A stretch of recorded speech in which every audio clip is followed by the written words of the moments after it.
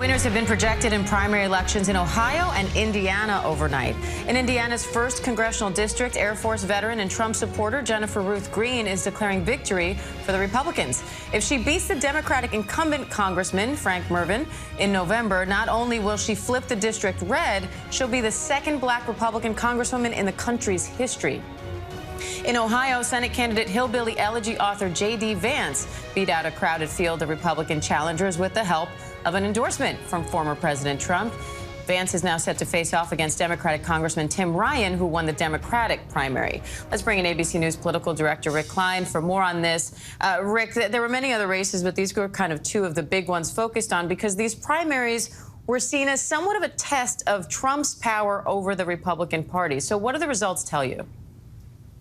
Yeah, Diane, there's no question that former President Trump remains a huge force. And the J.D. Vance race was the marquee contest of the night. Everyone knew that this was a crowded primary, and most of the candidates were clamoring to claim that they're closer to Trump than everyone else, that they're the real Trump candidate. Only one person got that nod. It was J.D. Vance. And at the time, he was mired in somewhere, third or so place in that six-way field.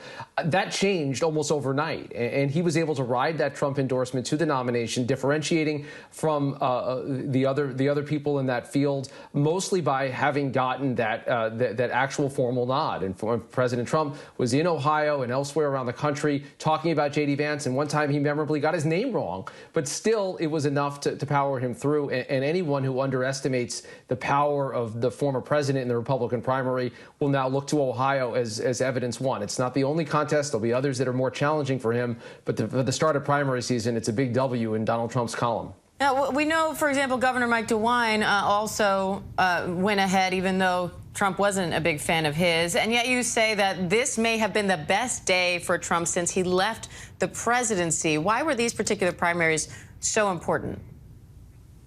Yeah, first on DeWine, it was notable that the former president decided not to endorse any primary challenger. Other candidates were running as Trumpist-type candidates, but DeWine pulled it out pretty easily. It may be that Trump knew he was going to lose. But I think when you couple the J.D. Vance results, also the victory in the Ohio Secretary of State's office, some races and primaries, including Mike Pence's brother, who actually Trump also endorsed, Max Miller, a former Trump aide, and then you also add in the abortion bombshell that dropped on Monday night. Those were Trump justices that would be signing on to this opinion. That would be a big promise kept. And even though a lot of Republicans are focusing on the leak, when you turn to the substance of this, it's an undeniable win for the conservative movement and for the former president, who put 3 justices on the court who would all be part of that 5-person majority.